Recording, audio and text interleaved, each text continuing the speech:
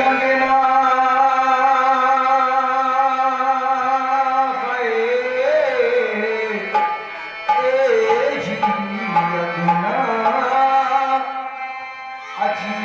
अंगना पधारो गोरिला अंगना जी अंगना अंगना अजी ही अंगना पधारो गोरिला पधारो यही अंगना पधारो गोरिला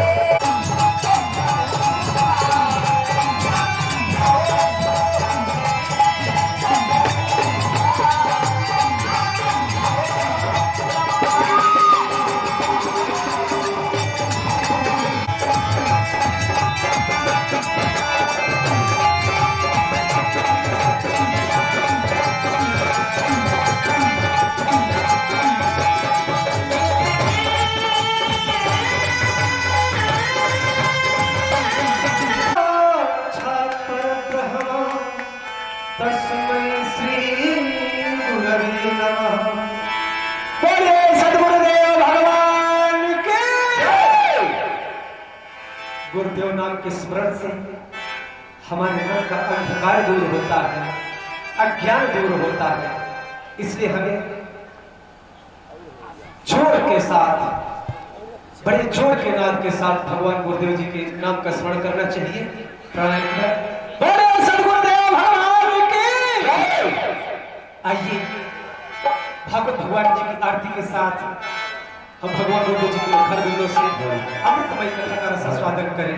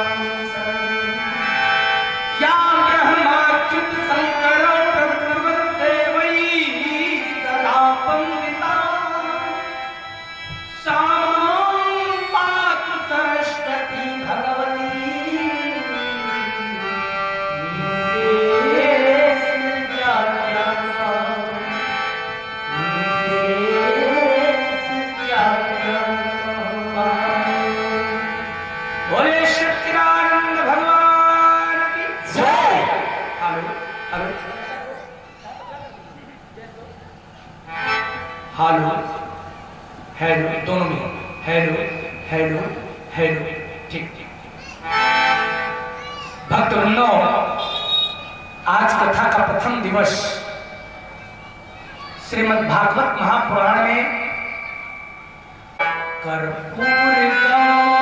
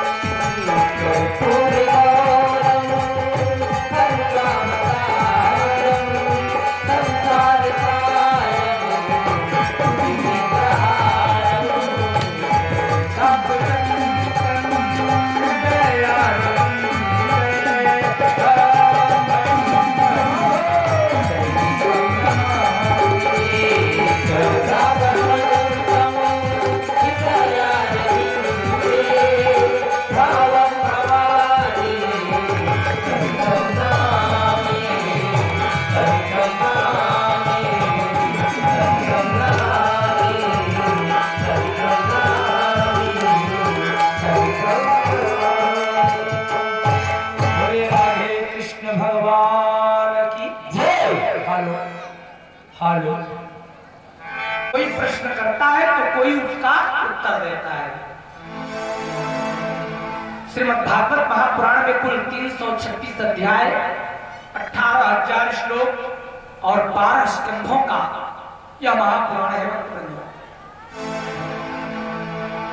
पहले श्लोक में श्रीमद् भागवत महापुराण के महात्म्य के पहले श्लोक में क्या संदेश मिल रहा है हम लोग जानेंगे।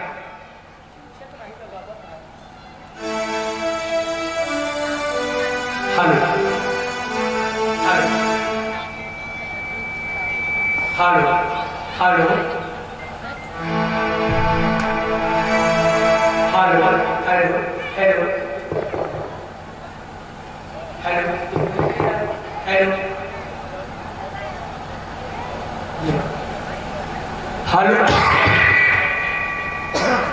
हेलो हेलो अब खबर करना है। Hello hello hello. Shrimad Bhagwat Mahapuran के महात्म्य के पहले श्लोक का संदेश आप लोगों को बता देना चाहता हूं। पहले श्लोक में वंदना करेंगे। किसकी वंदना करेंगे? सच्चिदानंद रूपाय विश्व तापत्रय विनाशाय श्री कृष्णाय वयं नमः। पहले श्लोक में भगवान मकरंद रूपाय, जो सत्य भी है, चित भी है और आनंद का स्वरूप भी है। तीन हो गया, ध्यान दीजिएगा। जो सत्य का स्वरूप है, चित का भी स्वरूप है। चित अर्थात बुद्धि, सद्बुद्धि का सत्य चित और आनंद का स्वरूप। सच्चिदानंद रूपाय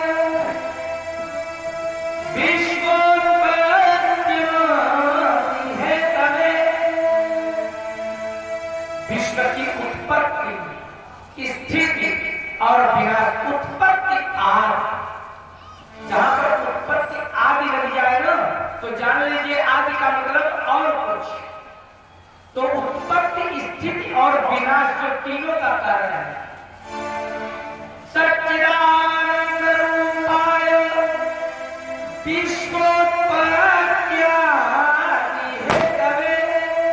जो विश्व की उत्पत्ति का कारक है, जो इस विश्व के पालन करता है और समय आने पर इस विश्व को जो समेट लेते हैं। तीनों कालों के कर्ता भगवान कृष्ण है। तो तीन में तीन और जोड़ दिया। जो सत्य है, चित्त है और आनंद का स्वरूप तीन। जो इस सृष्टि का उत्पत्ति कारक है चार। जो इस सृष्टि का पालन करता है पांच। और जो इस सृष्टि का विनाश करता है छह। छह कारण हो गया, तीन अभी बचा हुआ है। क्या? तापत्रय विनाशाय श्री कृष्णाय वयं नमः। ताप कितने हैं? तीन। दैहिक, दैविक और भौतिक। जो तीनों तापों को एक साथ समूल विनाश कर दे, ऐसे परम पिता परमेश्वर मकरंद वृंदावन बिहारी लाल श्री कृष्णचंद्र जी को प्रणाम कर रहे हैं। प्रणाम। नौ गुणों के कारण श्रीमद् भागवत महापुराण के महात्म्य के पहले श्लोक में भगवान मकरंद वृंदावन जी को प्रणाम किया गया। प्रणाम का अर्थ क्या होता है? वैसे आज ज्यादातर माताएं बहनें हैं और बालक भी है, कुछ जिज्ञासु भक्त भी बैठे हुए हैं, लेकिन जितनी जनता होनी चाहिए उतनी जनता है। उसका कारण जो कार्यक्रम बहुत संक्षिप्त में करना चाहिए उस कार्यक्रम को बढ़ा दिया गया और जिस कार्यक्रम को बृहद करना चाहिए उसको समय दिया गया। कारण वही है। तो कुल मिलाकर हम सीधे आप लोगों से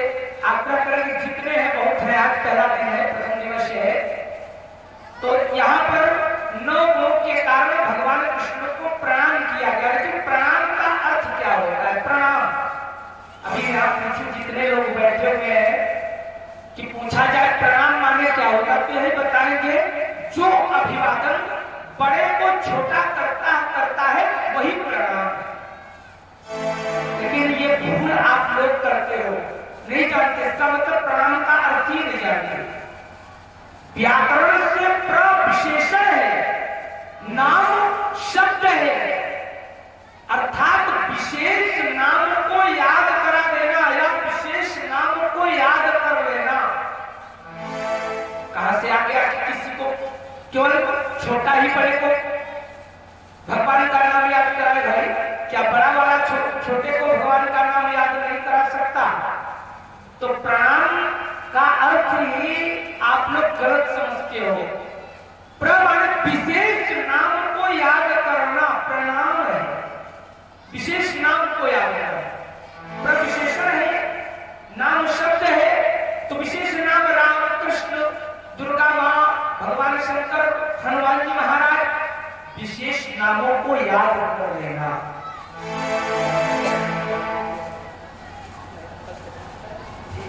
हेलो भक्तों, कुल मिलाकर प्रणाम का अर्थ है विशेष नाम को याद करना। देखिए हमारे गांव में कुछ लोग ऐसे हैं, जब आपस में मिलते हैं ना तो वो कहते हैं जय राम जी की, कहते हैं कि नहीं कहते? जय राम जी की। वृंदावन में आप जाओगे, अभी कार्तिक का महीना चल रहा है, वहां मेला चल रहा है, अभी आप वहां जाओ तो वहां रिक्शे वाला भी राधे राधे, सब कोई भी राधे राधे कहेगा। विशेष नाम को याद करना प्रणाम। तो यहाँ प्रणाम किया गया है। पहले श्लोक में आ जाइए, हम लोग गौहनिया के इस पावन पवित्र पावन भूमि पर बैठकर भगवान मकरंद कंद वृंदावन बिहारी लाल श्री कृष्णचंद्र जी को करीब 5500 वर्ष इस भूमि को, इस धरा को छोड़कर परमधाम गए हुए हुआ। और आज आइए हम लोग दिव्य स्वरूप उसी मकरंद कंद वृंदावन बिहारी लाल श्री कृष्णचंद्र जी को भागवत कथा के प्रथम दिवस हम लोग भी प्रणाम करें।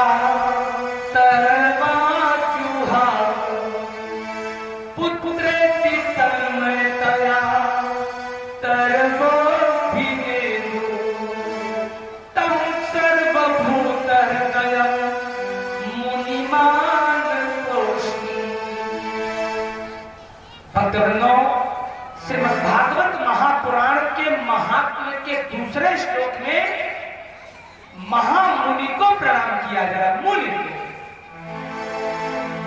आप लोग संतों की पूजा क्या करते हो, संतों का सम्मान करना चाहिए, इसमें कोई दो राय नहीं है।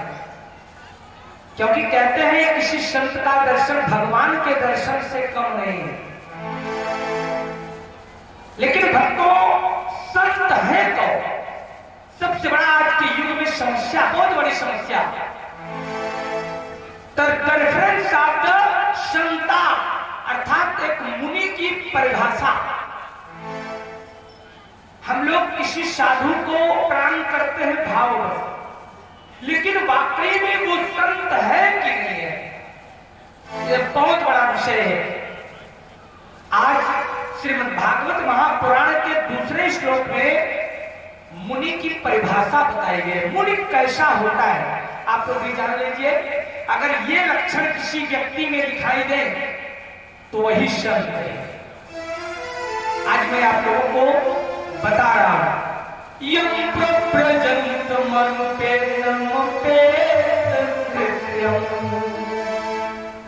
जो किसी भी जातक संस्कार से, सभी जातक संस्कारों से वर्जित है, जिसका जातक संस्कार न हुआ हो। जातक संस्कार क्या है? मनुस्मृति में ब्राह्मण, क्षत्रिय, वैश्य और शूद्र सबके लिए धर्मों का आचरण बताया गया, निर्वहन करने का विधान बताया गया है, जिसमें 16 संस्कारों को बताया गया। वही 16 संस्कार जातक संस्कार कहा जाता है। तो आज पहला लक्षण क्या बताया? यम प्रव्रजंत मनुपे अमृत्यम, जिनका की उपवीत माने जनेऊ होता है, जिनका अभी जनेऊ संस्कार भी नहीं हुआ है, जिनका एक भी व्यक्ति का जनेऊ संस्कार नहीं हुआ है। ऐसे दूसरा लक्षण क्या बताया? वैपायनो विरहता तरवा चूहा। वैपायन को नहीं जानते हैं? वैपायन कहा गया व्यास जी महाराज को, जिसके विषय में व्यास जी जैसे महापुरुष भी पागल हो जाए। वैपायनो विरह का तरवा चुहावो। अच्छा, एक चीज ध्यान रखना, व्यास जी को आप लोग गांव का किसान समझ रहे हो क्या, या व्यापारी समझ रहे हो? दोनों नहीं है। व्यास जी महाराज तीनों कालों की ज्ञाता है, त्रिकालदर्शी, अर्थात जिनके मुखमंडल पर चारों वेद हो, और जिन्होंने अभी तक जिस समय की घटना में सुना रहा हूं तब तक कुल मिलाकर 71 पुराणों की रचना की हुई है। 71। आप लोगों ने आज तक केवल 18 सुना होगा। 18 महापुराण, 18 पुराण, 18 उपपुराण और 18 अति पुराण। लेकिन जब की ये घटना है ना, तब महापुराणों की संख्या 17 ही थी। श्रीमद् भागवत महापुराण की रचना उन्होंने नहीं किया हुआ। कुल मिलाकर 18 पुराण रचा था, 18 अति पुराण रचा था और 18 उप पुराण की रचना करी हुई थी, और 17 महापुराणों की रचना। पूरे को जोड़ दोगे तो आप लोग 71 हो। कुल मिलाकर 71 पुराणों की रचना करी हुई है। लेकिन उसके बावजूद भी मोह के कारण व्यास जी के अंतर्मन का मोह नहीं गया, और मोह सकल व्याधिन कर मूला। मोह नहीं गया, हम नहीं कर रहे हैं। आज सनकादि मुनि सूत गति नैमिषारण्य में बैठकर जब श्रीमद् भागवत महापुराण की कलयुग में कथा को श्रवण कर रहे हैं तो उन्होंने कहा हुआ है, कैसे कहा? यम प्रव्रजंत मनुपे तमुपे कृत्यम वैपायनो विरह का तरवा चुहा पुत्रेति तन्मयतया तरवो भिगे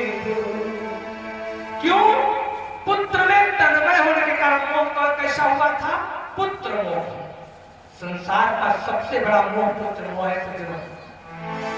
और द्वापर युग में अगर कुरु राजवंश का विनाश हुआ तो पुत्र मोह के कारण। तो आज व्यास महाराज 71 पुराणों की रचना करने के उपरांत भी उनके अंतर्मन का मोह नहीं गया। और मोह सकल, गोस्वामी बाबा ने कहा, मोह सकल व्याधि कर मूला, सारे रोग का जड़ मोह है। अगर आप लोग मोह का परित्याग कर दें तो मैं दावा के साथ कह सकता हूं कि आपको कभी रोग व्याप्त नहीं होगा। मोह से डायबिटीज, मोह से ब्लड प्रेशर, मोह से ब्रेन हेमरेज, दुनिया का मोह से ही किडनी फेल होना, ये जितने रोग हैं, लीवर में खराबी होना, मोह के कारण किसी न किसी वस्तु या व्यक्ति या जो भी समस्या आप घेरे रहती है वही आपके मृत्यु का कारण होता है। मोह सकल व्याधि कर दूंगा। मोह निकाल दो, आधे तो निरोग आप लोग अपने बाप हो। लेकिन बड़ा आश्चर्य है, आप लोग मोह को त्याग नहीं सकते। तो आज व्यास जी महाराज पुत्र मोह, उनके पुत्र कौन है? श्री सुखदेव जी महाराज। अब स्थिति कब पैदा हुई? तब सर्वभूत हृदय मुनिमान तोस्मी, ऐसे महामुनि के लिए व्यास जी पागल हो गए हैं, शोकातुर हो गए हैं। ऐसे महामुनि कौन है? सुखदेव महाराज। उनको बारंबार प्रणाम करते हैं। लेकिन व्यास जी को मोह हुआ, कारण ये है, श्रीमद् भागवत महापुराण के महात्मा का दूसरे श्लोक में बहुत बड़ा रहस्य छुपा हुआ है। व्यास जैसे बुद्धिजीवी, व्यास जैसे महात्मा, व्यास जैसे संत और व्यास जैसे त्रिकालदर्शी को मोहना कोई साधारण बात नहीं। किसी साधारण व्यक्ति को अगर मोह हो जाए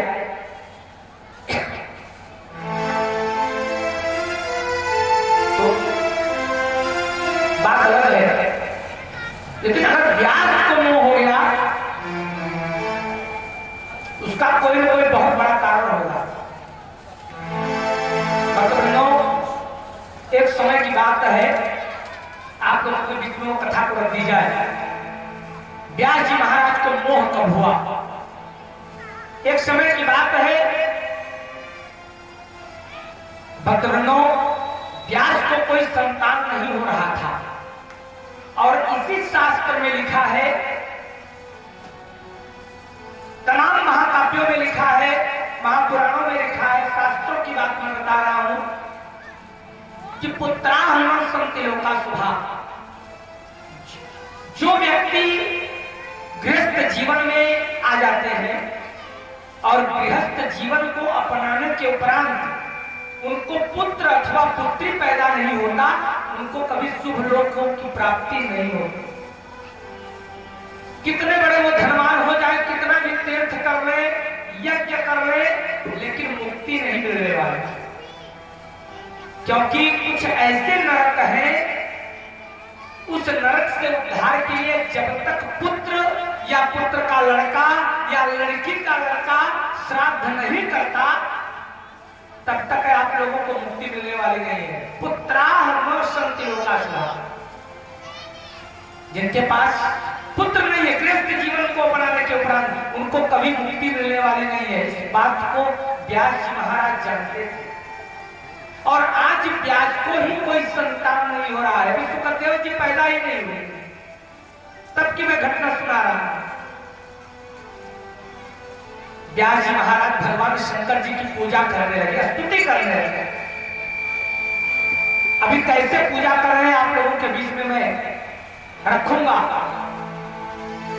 उधर उसी समय की घटना है, भगवान शंकर माता पार्वती जी के साथ अमरनाथ बाबा की गुफा में, ये कथा जो मैं सुना रहा हूं बाबा अमरनाथ की कथा है।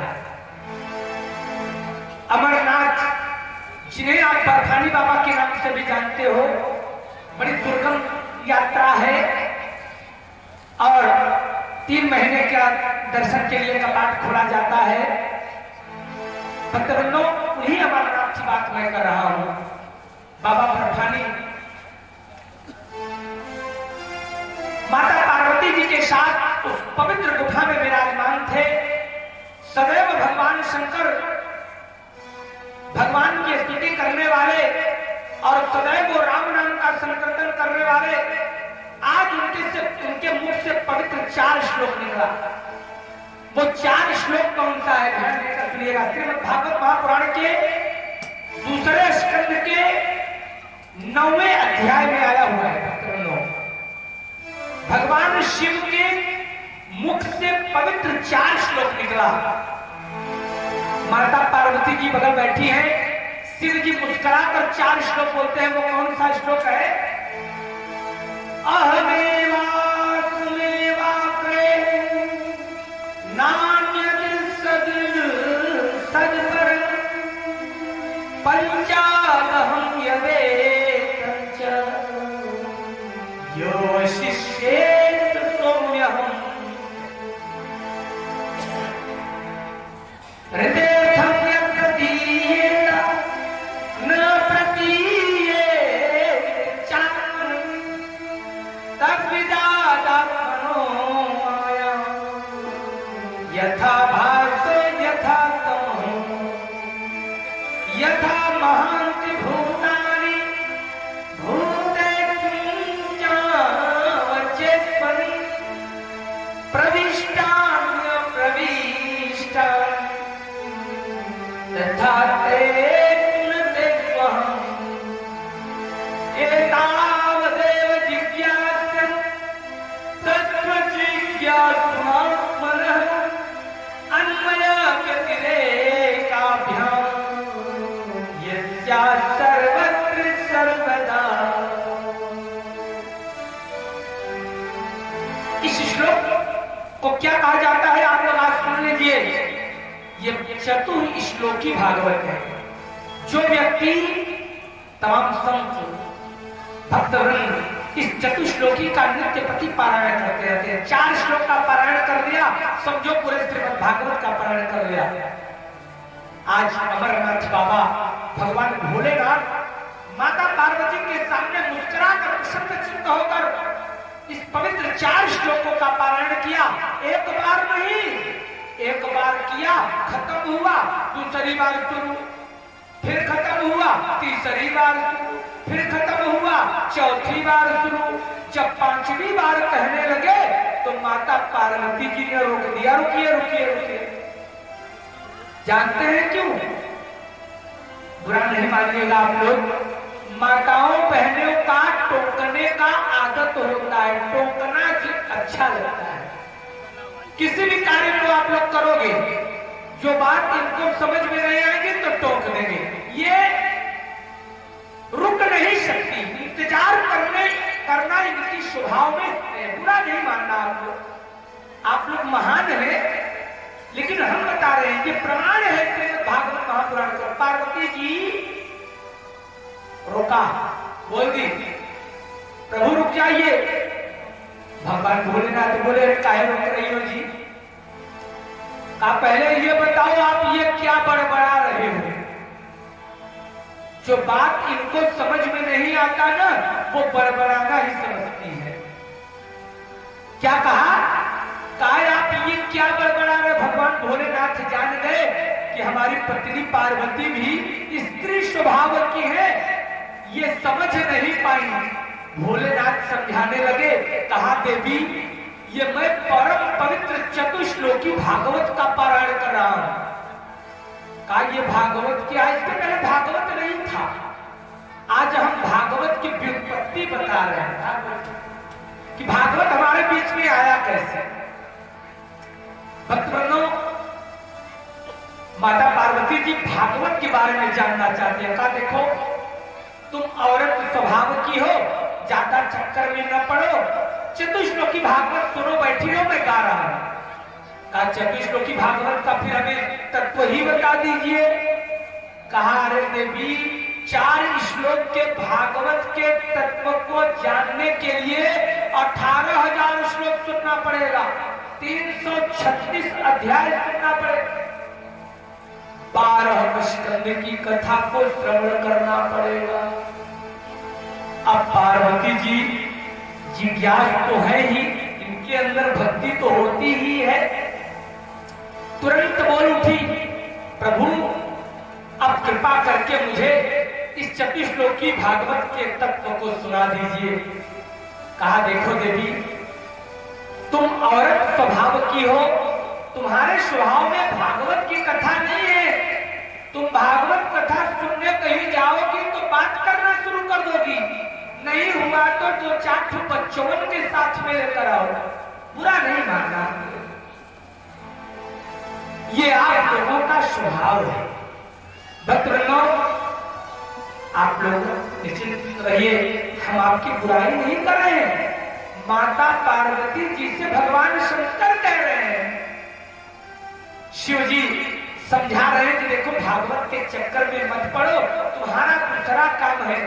कहा, नहीं प्रभु, पहले ये बताइए कि 4 श्लोक का भागवत किसके मुकाबले में है, मतलब इसकी तुलना आप हमको बताएं। व्यास जी मुस्कुरा कर बोले कि अगर इस 4 श्लोक की व्याख्या तुलना चारों वेदों से करें, बाकी बचे 17 पुराणों से करें या 71 पुराणों से कर दे, 6 शास्त्र से कर दे देवी, तो भी कम है। ये 4 श्लोक अधिक है। कहा, क्या कहा? 71 पुराण, 4 वेद, 6 शास्त्र इस श्रीमद् भागवत के मुकाबले कम है? कहा, हाँ देवी। कहा, तब तो प्रभु हमें इस भागवत को सुनना है। कहा, देवी हठ मत करो, तुम भागवत नहीं सुन पाओगी। कहा, नहीं सुनूंगी। एक चीज बताओ, भगवान शंकर जी का भागवत सुनाने का मन बन गया है। पार्वती जी बोली, प्रभु आप सदैव, मैं विचार कर रही हूं, क्षमा करना, मैं विचार कर रही हूं कि आप सदैव भगवान के 2 नामों का उच्चारण किया करते थे, राम नाम, चाहे काशी में बैठे हो और चाहे कैलाश में। गोस्वामी तुलसीदास जी महाराज ने कहा भी है ना, चाहे आप काशी में हो और चाहे कैलाश में, केवल 2 नामों का जाप किया करते हो, और आज इस महामंत्र को आप कह रहे हो कि इसके मुकाबले सारे मंत्र बेकार हैं। कहा, हाँ देवी। कहा, देवी प्रभु हम लोग हमेशा एक ही मंत्र का तो जाप किया करते थे, वो मंत्र कौन सा है? महामंत्र कोई जप महे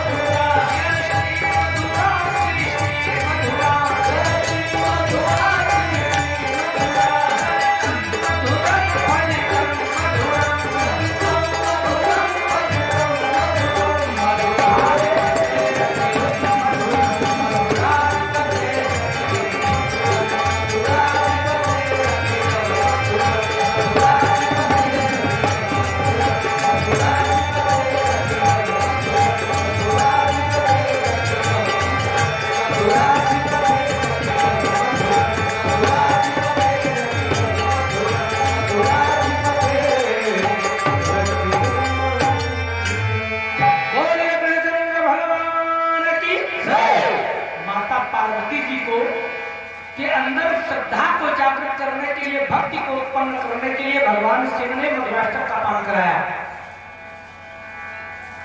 और मधुराष्टक का पान कराने के उपरांत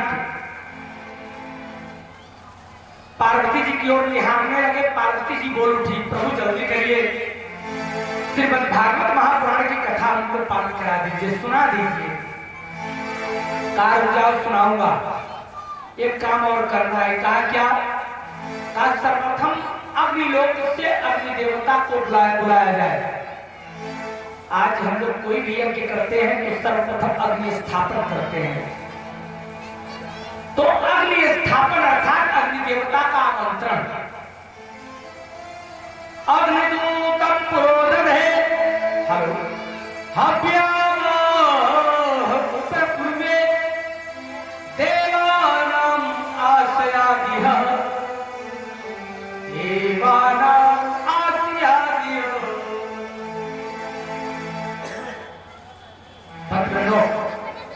भगवान शिव ने अग्नि देवता को याद किया। अग्निलोक से अग्निदेव आ गए कैलाश पर। कहा प्रभु आपने हमको कैसे याद किया, आदेश करें। कहा और कुछ नहीं करना है अग्निदेवता, एक काम कर दो। कहा क्या? कहा इस स्थान, इस गुफा को देख रहे हो? कहा कहा चारों तरफ 4 कोस। 4 कोस का मतलब 12 किलोमीटर, एक कोस में 3 किलोमीटर। कहा इस पवित्र गुफा से चारों तरफ 12 किलोमीटर तक कहते हैं भोला भाला शिव के चरण में मेरा ध्यान करते हैं तेरा, शिव तो है करने वाला, कहते हैं भोला भाला शिव के चरणों में मेरा ध्यान करते हैं तेरा।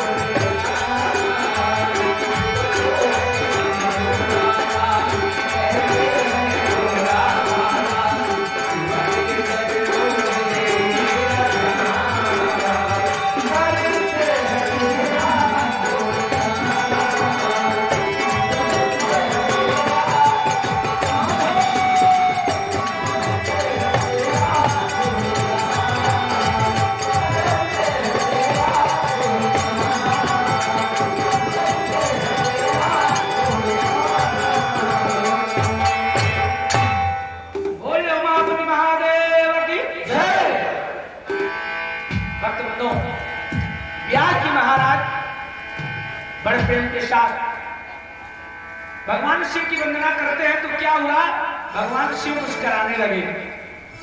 कहा व्यास, मैं तेरे को वरदान देने नहीं आया हूं, क्योंकि मांगा रहा ना भक्तों को दे दे वरदान। कहा मैं तेरे को वरदान देने नहीं आया हूं। कहा प्रभु, ये तो मैं पहली बार सुन रहा हूं कि कोई भगवान किसी भक्त के पास जाए और वो वरदान न दे। ये कैसे हो सकता है? भगवान शंकर जान गए, क्योंकि ये भगवान शिव की ही लीला है। व्यास जी को संतान देना है, इसलिए लीला रचा हुआ है। व्यास जी महाराज भगवान शिव से पूछने लगे। कहा प्रभु, अगर आप मेरे को वरदान देने नहीं आए हो तो काहे आए हो, ये भी बता दो। कहा सुनो, मैं तुमको पूरी बात नहीं बता सकता, लेकिन एक बात कहूंगा। कहा क्या? कहा तुम्हारे घर में चोर घुसा है, उसी चोर को मेरे को पकड़ा दो। व्यास जी महाराज बोले प्रभु, ये कौन सी बात हुई? चोरी हुई क्या, वही बता दीजिए। कहा ये भी नहीं बता पाऊंगा। भगवान शंकर जी सोच रहे हैं कि अगर इस व्यास को बता दिया कि शंकर जी महाराज ने कथा पर कथा किया और सुन लिया सुग्गा ने, तो ये पुराण में लिख देगा, ये लिख देगा और इस बात को सारा संसार जान जाएगा, जान लेगा। हम लोग कथावाचक हैं, कभी आज अपने जनपद कौनिया में कर रहे हैं, अभी पुराव में चल रही थी मेरी कथाएं, कभी छत्तीसगढ़, कभी प्रतापगढ़, कभी दिल्ली में। तो जो बातें हम लोग जानते हैं वो तो शेयर करेंगे ही। हम लोगों का काम ही है, व्यास का काम है सारी बातों को सार्वजनिक कर देना है, वही व्यास है।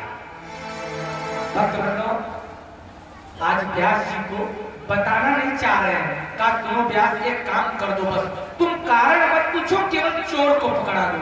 कहा चोरी क्या हुई? कहा ये भी नहीं बता सकता, बस चोर को मुझे मार डालना है। कहा प्रभु, ये तो बहुत बड़ा अन्याय। अच्छा आप ही लोग सोचो, कोई आदमी थानेदार के पास जाए, चौकी में जाए और कहे कि हमारे घर में चोरी हो गई है, तो थानेदार पूछेगा नहीं, दरोगा जी पूछेंगे नहीं, भैया ये बताओ कि चोरी क्या हुई है? आपको माल तो बताना पड़ेगा कि हो गया, चोरी हो गई। भाई वो खोजेगा, खोजेंगे क्या? यही हालत हुई। व्यास जी महाराज बोले कि प्रभु, जब तक आप कारण नहीं बताएंगे मैं चोर को पकड़वाने वाला नहीं हूं। शंकर जी महाराज बोले देखो, एक काम करना, किसी से बताना नहीं, बता दे रहा हूं। सारी बात बता ले गए कि मैं परम चतुश्लोकी भाग में जो अमरता का स्वरूप है, जिस अमर कथा को मैंने पार्वती जी के लिए कहना शुरू किया व्यास, उस अमर कथा को चोरी से एक पक्षी, वो भी सुग्गे का बच्चा, उसने चोरी से 7 दिन की कथा सुनी और हमारी पार्वती केवल 3.5 दिन की कथा सुनी। बता व्यास, जब किसी को पता चलेगा कि श्रीमद् भागवत रूपी अमृत का पान सर्वप्रथम भगवान शिव के मुख से किसी सुग्गे ने किया था, तो इस कथा का क्या महात्मा रह जाएगा? ये तो बेकार हो जाएगा। जो 72 पुराणों में सर्वोपरि, जो 18 महापुराणों में सबका राजा माना जाता है। व्यास जी महाराज मुस्कुराने लगे। कहा प्रभु, सुग्गे ने सुन लिया? कहा हाँ। कहा तो क्या करेंगे? कहा जब तुम पकड़वा दोगे ना, तुम्हारे घर में गया है, जब तुम पकड़वा दोगे तो उसे मार डालूंगा, क्योंकि इस रहस्य को या तो सुग्गा जानता है या तो मैं, और तीसरा तुम जान रहे हो। व्यास को बता दिया, अब तो सारा संसार जानने वाला है कि नहीं? व्यास जी महाराज बड़े प्रेम के साथ मुस्कुराने लगे। शंकर जी पूछ बैठे, अच्छा ये बताओ तुम चोर नहीं पकड़वा रहे, हंस रहे हो? कहा प्रभु, देख रहा हूं कि आपके गले में 2 जिह्वा लटक रहा है। 2 जिह्वा, 2 जीभ किसको होती है जानते हैं आप? 2 जीभ सांप को होती है, नाग को। तो शंकर जी के लिए कहा कि आपके गले में नाग लटक रहा है, इसलिए आपके भी मुख में 2 जिह्वा हो गया है। कहा वो कैसे? का एक जीव से कह रहे हो कि श्रीमद् भागवत रूपी अमृत का पान चोरी से किसी पक्षी ने कर लिया, और दूसरे जीभ से कह रहे हो कि उस अमृत को पान करने वाले को मैं मार डालूंगा? या तो श्रीमद् भागवत अमृत नहीं है, और अगर अमृत है तो पान करने वाला मर नहीं सकता। व्यास जी की चतुराई देखकर शंकर जी प्रसन्न हो गए, क्योंकि वो जानते थे ये व्यास जी को वरदान देने के लिए ही आए हुए हैं। भक्तवृंदों, तुरंत शंकर जी महाराज प्रसन्न चित्त होकर व्यास को आशीर्वचन देते हैं, जाओ तुम्हें एक सुंदर पुत्र उत्पन्न होगा। वो तो त्रिकालदर्शी है, उन्हें उत्तर मिल जाता है। कहा प्रभु, अगर श्रीमद् भागवत रूपी वाकई में यह अमृत है तो अमृत का पान चाहे चोरी से किया जाए, चाहे सबको बता कर किया जाए, अमृत का गुण है अमर कर देना, तो ये तो अमर कर देगा। भक्तवृंदों, व्यास जी की बात सुनकर शंकर जी महाराज वरदान देकर कैलाश पर्वत चले जाते हैं। उधर शंकर जी के यहाँ उनकी पत्नी ने, व्यास जी की पत्नी ने, शंकर जी के जाने के बाद व्यास की पत्नी गर्भधारण कर लेती है। 9 महीने बीत गया, न लड़की हुई न लड़का। भैया 12 महीने बीत गया, न लड़की हुई न लड़का। 1 साल, 2 साल, 3 साल, 5 साल, 6 साल, 7 साल, लेकिन वो लड़का बाहर आ ही नहीं। इसी तरह से 12 वर्ष बीत गए, 12 वर्ष, और 12 वर्ष बीत गया और न लड़की पैदा हो रही है न लड़का। व्यास जी परेशान हो गए। अब इधर वाले सोच रहे हैं, हेलो, इधर वाले सोच रहे हैं कि अस्पताल में ले जाकर ऑपरेशन करा देना चाहिए था। अगर आप लोगों के मन में ऐसी शंका है कि ऑपरेशन करा देना चाहिए था, तो आप लोगों के लिए जानकारी के लिए बता दूं, ये पद्म पुराण की कथा जो मैं आपको सुना रहा हूं, तब ऑपरेशन की व्यवस्था नहीं थी। भक्तवृंदों, ऑपरेशन की व्यवस्था नहीं थी, अर्थात व्यास की पत्नी के पेट में 12 वर्ष लड़का रुक गया और वो बाहर नहीं आता। उधर व्यास जी को चिंता होने लगी। भगवान शिव की पुनः पूजा शुरू कर दी। भगवान शिव की पूजा करना प्रारंभ कर दिया। आराधना, जब आराधना करी उसी समय आकाशवाणी हुई, रे व्यास, तेरा ये पुत्र कोई साधारण नहीं है, ये साक्षात भगवान का स्वरूप पैदा होने वाला है। तो कहा, अरे भैया पैदा कब होगा यह बताओ। का एक काम करो, सर्वप्रथम 5 पंडितों को तुम वर्णित करो, अपने घर में बुलाओ 5 आचार्यों को, और 4 श्लोक भागवत, 4 श्लोक के श्रीमद् भागवत महापुराण की कथा को 5 पंडितों को दीक्षित कर उन्हीं के द्वारा अपने घर में पारायण कराओ। व्यास जी महाराज 5 ब्राह्मण बुलाते हैं और उन्हीं के द्वारा चतुश्लोकी भागवत का पारायण अपने घर में बार-बार चतुश्लोकी भागवत पारायण होकर शुरू हो गया। 3 दिन चला। जब चौथा दिन आया, आधा बेला बीत गया, तो व्यास जी की पत्नी के पेट में प्रसव पीड़ा प्रारंभ हो गई।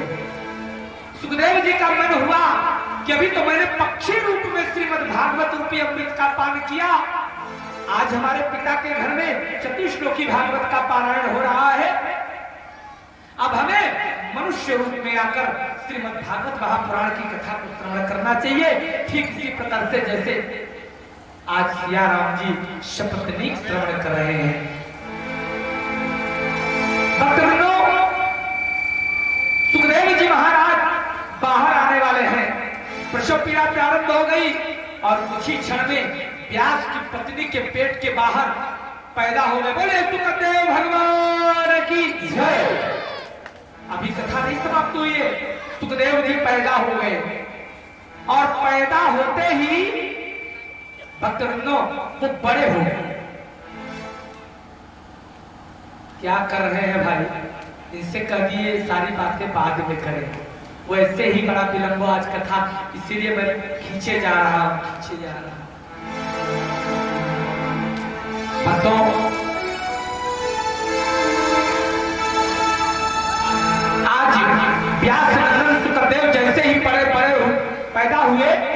और देखते ही देखते 12 वर्ष के नौजवान हो गए, बड़े हो गए, एकाएक पढ़ते चले गए। नंदधर सुखदेव जी उस प्रसव कक्ष में केवल दाई और उनकी मां माई दो लोग विराजमान हैं। दाई की ओर निहारा और पूछा कि आप दोनों में मेरी मां कौन है। व्यास नंदन सुखदेव जी मां को प्रणाम करते हैं और उस दाई से कहते हैं, ये दाई मां, मेरे को उसी शुभ स्थान पर ले चलो जहां पर चतुश्लोकी भागवत का पारायण हो रहा है। पैदा होते ही भागवत की खोज दाई लेकर व्यास जी के पास जाती है। त्रिकालदर्शी व्यास जी को तो सब पता हो चुका है। व्यास जी को पता हो गया कि हमारे यहाँ पुत्र रत्न की प्राप्ति हो गई, तो 500 ब्राह्मणों को दक्षिणा दिया और उनकी विदाई कर दी। मेरा काम हो गया, जाओ भैया अपने घर। सुखदेव जी पहुंचे, दाई ने परिचय कराया, ये आपके पिताजी हैं व्यास। पिताजी को प्रणाम किया। दाई ने बताया, आपका पुत्र पैदा तो हुआ 12 अंगुल का, लेकिन ये नौजवान तुरंत हो गया, बड़ा हो गया। व्यास जी ने कहा, मैं जानता हूं। तो आज व्यास नंदन के मुखावलोकन को कर व्यास जी खूब प्रसन्न होते हैं, परमानंद में डूब जाते हैं। कहा, वाह मेरे पुत्र, तुम बड़े सुंदर हो। सुखदेव जी बोले कि पिताजी, मैं सुंदर हूं कि कुरूप हूं, इसकी आप चिंता छोड़ दो, मुझे उसी स्थान पर ले चलो जहां पर चतुश्लोकी भागवत का पारायण चल रहा था। पिताजी बोले, बेटा, तेरी उम्र श्रीमद् भागवत की कथा सुनने की नहीं है। तू अभी किशोरावस्था में प्रवेश कर रहा है, युवावस्था में प्रवेश कर रहा है। अभी गुरुकुल जाएगा, विद्यार्जन करेगा गुरुओं से, और उसके बाद गृहस्थ जीवन में आकर एक सुंदर सी में हमारी बहू आएगी, नाती पोते होंगे, हमारे को बच्चे होंगे। सुखदेव जी बोले, देखिए, सुताख्यायी कथा सारं मम कर्णरसायनम्। अज्ञान रूपी अंधकार को दूर करने वाला गुरु, सदगुरु, जो करोड़ों सूर्य के समान, एक सूर्य नहीं, एक सूर्य सारे जगत को प्रकाशित कर देता है। तो और आप उसी सूर्य से कह दीजिए, किसी भक्त के मन का अंधकार दूर कर दे, किसी भक्त के मन की अज्ञानता को दूर कर दे, किसी भक्त के मन की अविद्या का नाश कर दे, तो सूर्य कहेगा मेरे बस की बात नहीं है। किसी भक्त की अंतर्मन का छुपा हुआ अविद्या, अज्ञान और अंधकार कौन दूर कर सकता है? सतगुरु। और उसी सतगुरु को करोड़ों सूर्य की उपमा दी गई, एक नहीं, कोटि सूर्य समप्रभा, करोड़ों सूर्य। सदगुरु करोड़ों सूर्य के समान है, जो मन के अंधकार को दूर कर दे, अर्थात अंधकार से प्रकाश मिला छोड़ दे, वो सदगुरु। बोले सदगुरुदेव भगवान की जय। थोड़ी सी और कथा सुन लीजिए। तो गुरु की वंदना कर रहे हैं, हे गुरुदेव, हे सूत जी महाराज। सूत जी कथावाचक रूप में बैठे हुए हैं सूत गद्दी पर। तो सूत जी की वंदना किया कि महाराज, आपके द्वारा कही हुई कथाएं हमारे लिए रसायन, रस का भंडार, रसायन, अयन माने घर, भंडार, रस का भंडार है। कृपा करके आप हमें पान करा दीजिए। सुखदेव जी ने पूछा, अच्छा ये बताओ, भागवत की कथा क्यों सुनना चाहते हो? कहा, महाराज, सुना है हम लोगों ने भागवत की कथा से 4 चीज बढ़ता है। कहा, वो कौन कौन? कहा, भक्ति, ज्ञान, विरागो, विवेको वर्धते महान। और 2 चीज दूर हो जाए, वो कौन? माया मोह निराश वैष्णव श्रीमद् भागवत की कथा से जीव माया और मोह से दूर हो जाता है। भक्ति ज्ञान वैराग्य और महान विवेक की वृद्धि होती है। सोच लीजिए आप लोग। और क्या कहा? इसलिए महाराज हम भगवान की कथा को सुनना चाहते हैं। काय और क्या? काई घोड़े कलहुंडायो जीवश्चासुरतां ततः क्लेशाक्रान्तस्य तस्यैव शोधने किं परायणम्। बकरनो कहे कि समय घोर कलयुग चल रहा है और घोर कलयुग में जीव प्रायः आसुरी माने राक्षसी प्रवृत्ति के हो गए हैं और नाना प्रकार के क्लेशों से पीड़ित हो रहे हैं। इसलिए महाराज हम लोग भगवान की कथा को श्रवण करना चाहते हैं। कहा प्रभु आप हमें कोई ऐसा शाश्वत साधन बताइए जो पवित्रों को भी पवित्र कर दे और अंत समय में हमें भगवान कृष्ण की प्राप्ति करा दे, अर्थात सारूप्य मुक्ति दिला दे। कहा हम आपसे क्यों कह रहे हैं जानते हैं? सौनकादि ऋषियों ने सूत जी से कहा कि हम आपसे क्यों कह रहे हैं, इसका कारण जान लीजिए। चिंता मणिलोक सुखम सुरद्रुः स्वर्ग संपदा प्रयच्छति गुरुः प्रीतो वैकुंठम योगी दुर्लभम। कहा प्रभु आप वो ताकत है सद्गुरु, मन के अंधकार को दूर करने वाला, मन की अविद्या का नाश करने वाला। सद्गुरु में ताकत क्या है? कहा एक चिंतामणि होता है। अगर आपको चिंतामणि मिल जाए और चिंतामणि की पूजा कर आप उससे केवल कह दें कि हे चिंतामणि हमें स्वर्ग की अप्सरा मेनका और उर्वशी चाहिए, तो मेनका और उर्वशी को आना पड़ेगा। चिंतामणि की ये ताकत है। स्वर्ग की सारी संपदा आपको चिंतामणि दे सकता है, लेकिन उसी चिंतामणि से कह दीजिए कि जब मरने लगूं तो हमें सालों के सामीप्य, साष्टी या सारूप्य, 4 प्रकार में से एक भी प्रकार की मुक्ति दे दे, तो वो कहेगा ये हमारे बस की बात नहीं है, इसके लिए आपको सद्गुरु के पास जाना पड़ेगा। अर्थात जो चिंतामणि नहीं दे सकता वो सद्गुरु दे सकता है। चिंतामणिर्लोक सुखम सुरद्रुः स्वर्ग संपदा प्रयच्छति गुरुः प्रीतो वैकुंठम योगी दुर्लभम। जो वैकुंठ सदैव योगियों के लिए भी शायद दुर्लभ है, वो वैकुंठ अगर सद्गुरु की कृपा हो जाए ना तो वो मिल ही जाता है। गुरुवर हमें सुना दीजिए। सूत जी जब इतना सुनते हैं, गुरु है ना,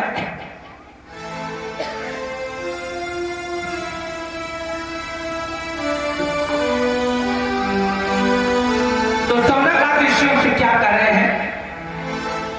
प्रीति शौनक चित्ते ते हतो पश्चिमी विचार्य च सर्व सिद्धांत निष्पन्नम संसार भयनाशनम। ऐ मेरे शिष्यों, ऐ शौनक आदि ऋषियों, मैं तुम्हारे हृदय में प्रीति देख रहा हूं, इसलिए हमने निर्णय लिया है सारे शास्त्रों का निचोड़, चारों वेदों का निचोड़, सबका निचोड़ मैं तुम्हें सुनाने जा रहा हूं। सारे संसार के भय को दूर कर देने वाला तत्व पान कराने का कहा।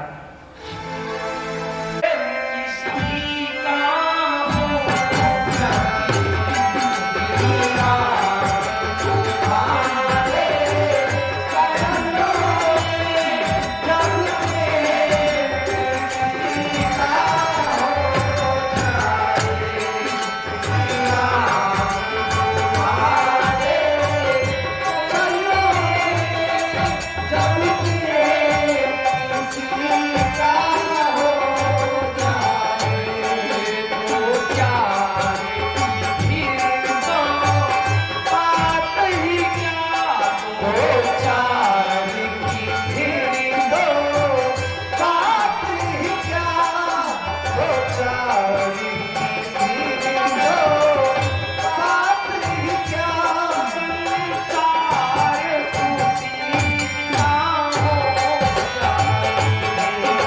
का